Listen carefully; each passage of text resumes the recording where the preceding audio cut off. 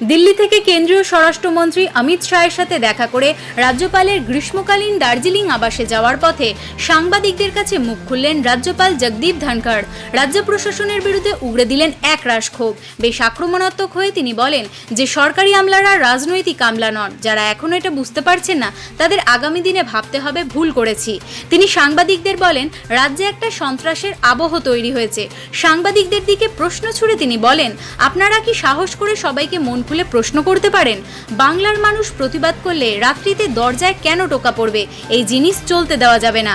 আমি উত্তরবঙ্গে যাচ্ছি, সেখানে চা মজুরদের সাথে কথা বলবো। पूछते रहते हैं, टिप्पणी करते रहते हैं। मैं उस दिन की तलाश में हूँ, बिना डर के, बिना भय के, बिना परेशानी मोल लिए हुए, बिना इसकी चिंता किए हुए कि दरवाजे पर कौन दस्तखत देगा। क्या ये प्रश्न आप पूछ पाएंगे जिनसे आप पूछना चाहते हैं? जिस दिन वो होगा, मुझे राजनीति के अंदर और डेमोक्रेसी में एक सुधारवादी बातें नजर आएंगी। जिस इलाके में मैं बैठा हूँ मेरे लिए चिंता का कारण है।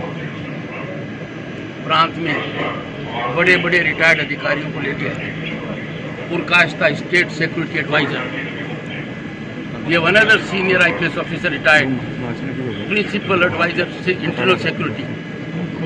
क्या हो रहा है? कहाँ तंत्र है? अलकायदा पांव फंसा रही है, अरेस्ट हो रहे हैं। जो बाहर अरेस्ट हो रहे हैं उनके कारतंत्र यहाँ से मिले हुए हैं। बताइए, कोई सप्ताह गुजरता है जब इलीगल बम मेकिंग के यूज से किसी की मौत न हुई हो, किसी घटना में फ्रीली बम नहीं फैलाए जाते? निकलता है क्या? कोई सप्ताह निकलता है जब बर्बरता का तांडव नृत्य नहीं दिखाई देता हो, पॉलिटिकल किलिंग्स का?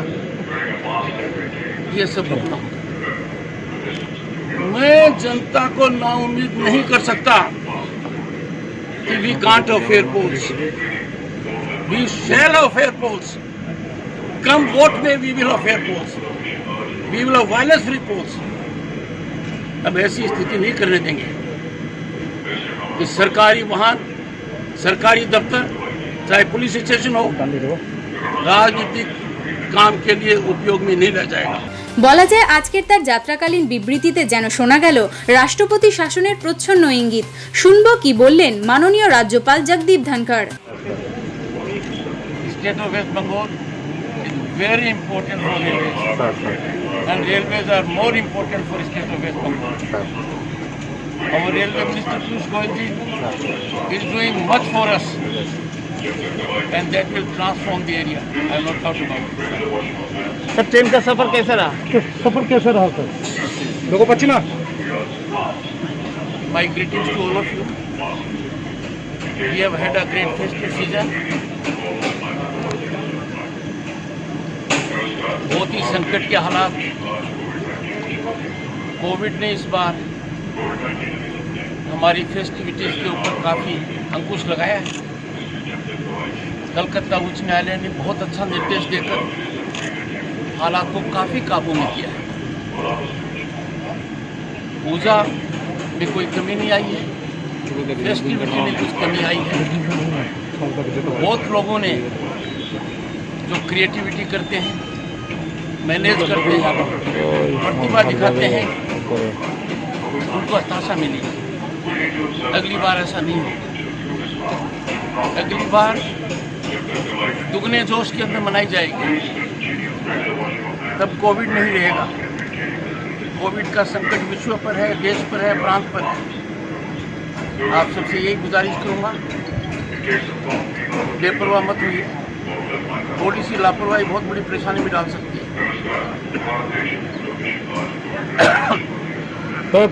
मैं मेरी नॉर्थ बंगाल की यात्रा को एक पिलग्रिमेज मान रहा हूँ। पश्चिम बंगाल का बहुत महत्वपूर्ण हिस्सा है। नॉर्थ बंगाल में बहुत बड़ा पोटेंशियल है।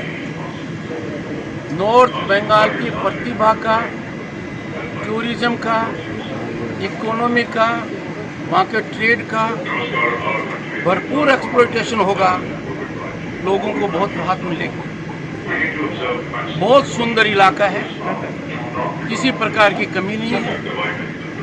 कुछ इश्यूज हैं, लंबे समय से इश्यूज हैं, और देश बदल रहा है।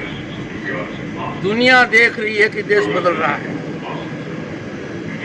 जो 70 साल में सोचा नहीं वो संभव हुआ है। क्या किसी ने सोचा था भारत के संविधान से आर्टिकल 370 हटेगा? नहीं सोचा था। आज के दिन वो नहीं है। मतलब एक दृढ़ निश्चय है, दृढ़ संकल्प है। देश बदल रहा है, दुनिया देख रही है भारत बदल रहा है।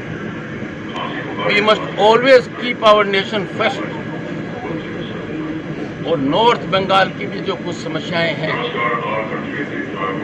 उनका दूरदृष्टि से निराकरण निश्चित होगा। मेरे मन में कोई शंका नहीं। जो गोरखालैंड का डिमांड है उसके बारे में आपका क्या ख्याल है? मेरी बात तो सुनने पहले। यदि अगर आप पत्रकार होकर एक सकारात्मक धारा को नहीं समझेंगे, इतने बड़ी बात को यदि आप नहीं समझते कि 370 के बारे में कल्पना की थी, सोचा था कभी? कहते थे नहीं होगा, हुआ, दुनिया ने देखा और गले से आसानी से उतर गया। राम मंदिर के बारे में कितनी भ्रांतियां थी, कितने मुद्दे उठाए जाते थे। सुप्रीम कोर्ट का निर्णय एक मत से हुआ कि नहीं हुआ? 5 न्यायाधीशों ने दिया, सबके गले उतरा। जो प्रश्न करते थे तारीख कब बताओगे, आज वो प्रश्न जिंदा है क्या? हुआ। हर चीज के लिए एक दृष्टिकोण रखना पड़ता है।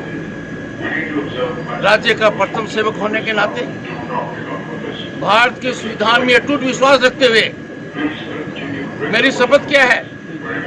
To protect, defend and preserve Indian constitution. मेरी बात को ध्यान से रखिए। समस्या का निराकरण निश्चित है,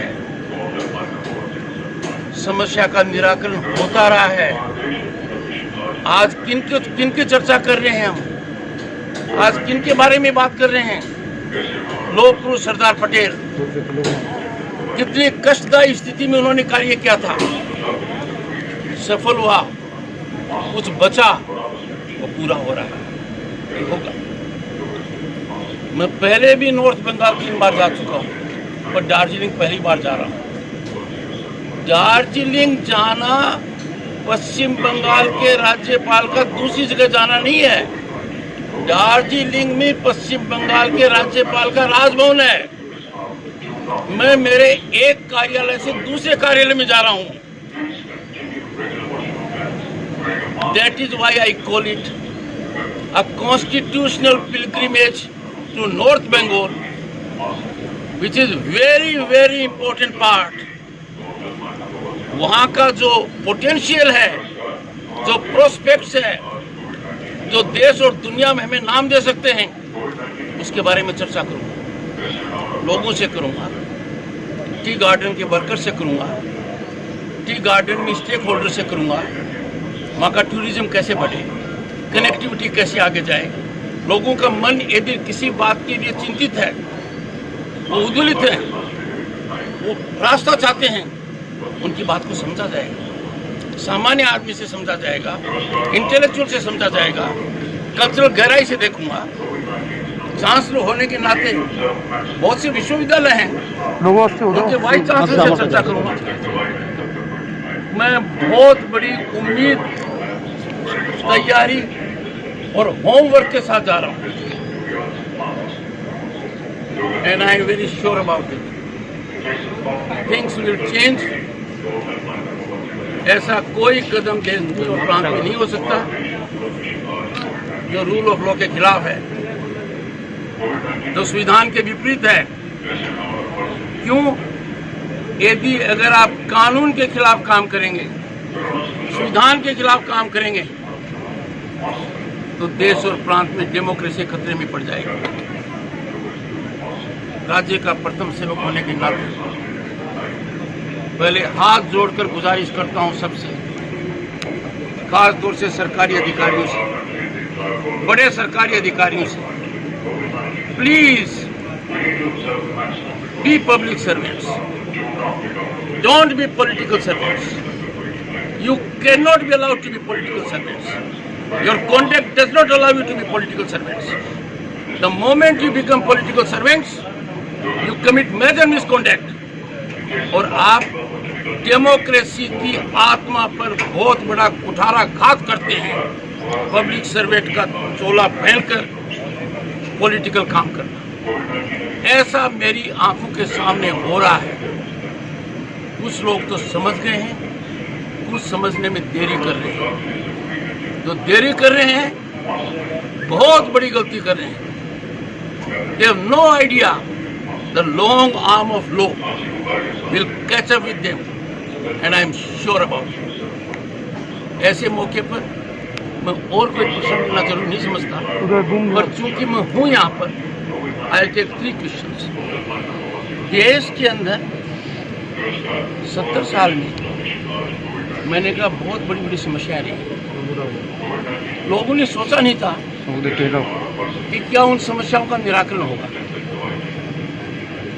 एक समय था जब लोग नाउम्मीद हो गए थे, और मैंने आपको 2 ठोस उदाहरण दिए.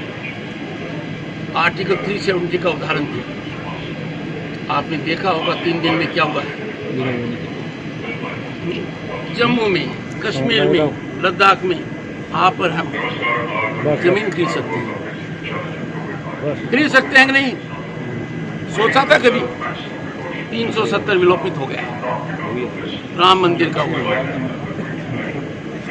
Indian constitution allows solution to every problem.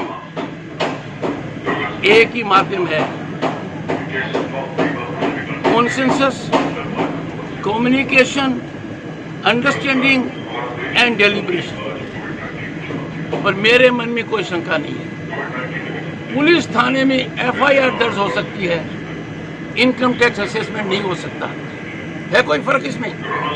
और इनकम टैक्स वाला एफआईआर दर्ज नहीं कर सकता. मतलब हर किसी का कार्य क्षेत्र विभाजित है.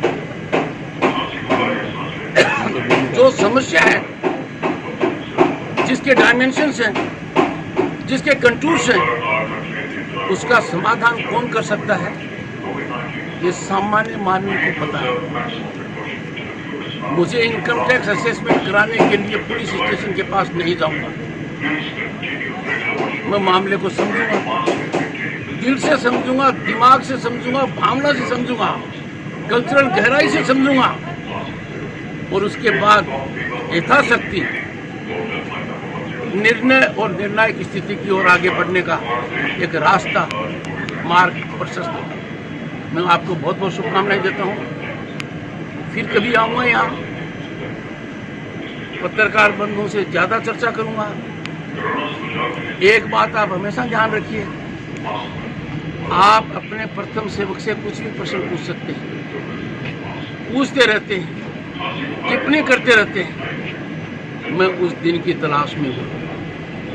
बिना डर के, बिना भय के, बिना परेशानी मोल लिए हुए, बिना इसकी चिंता किए हुए कि दरवाजे पर कौन दस्तखत देगा, क्या ये प्रश्न आप पूछ पाएंगे जिनसे आप पूछना चाहते हैं? जिस दिन वो होगा, मुझे राजनीति के अंदर वो डेमोक्रेसी में एक सुधारवादी बातें नजर आएंगी. जिस इलाके में मैं बैठा हूँ, मेरे लिए चिंता का कारण है. प्रांत में बड़े बड़े रिटायर्ड अधिकारियों को लेकर पुरकाश्ता स्टेट सिक्योरिटी एडवाइजर, ये one other senior IPS officer retired, principal adviser internal security. क्या हो रहा है? कहाँ तंत्र है? अलकायदा पांव फंसा रही है. अरेस्ट हो रहे हैं. जो बाहर अरेस्ट हो रहे हैं उनके कारतंत्र यहाँ से मिले हुए हैं. बताइए, कोई सप्ताह गुजरता है जब इलीगल बम मेकिंग के यूज से किसी की मौत न हुई हो, किसी घटना में फ्रीली बम नहीं फैलाए जाते? निकलता है क्या? कोई सप्ताह निकलता है जब बर्बरता का तांडव नृत्य नहीं दिखाई देता हो, पॉलिटिकल किलिंग्स का? ये सब होता मैं जनता को नाउम्मीद नहीं कर सकता कि we can't have fair polls, we shall have fair polls, come what may we will have fair polls, we will have violence free polls. अब ऐसी स्थिति नहीं करने देंगे कि सरकारी वाहन, सरकारी दफ्तर, चाहे पुलिस स्टेशन हो, राजनीतिक काम के लिए उपयोग में नहीं लिया जाएगा।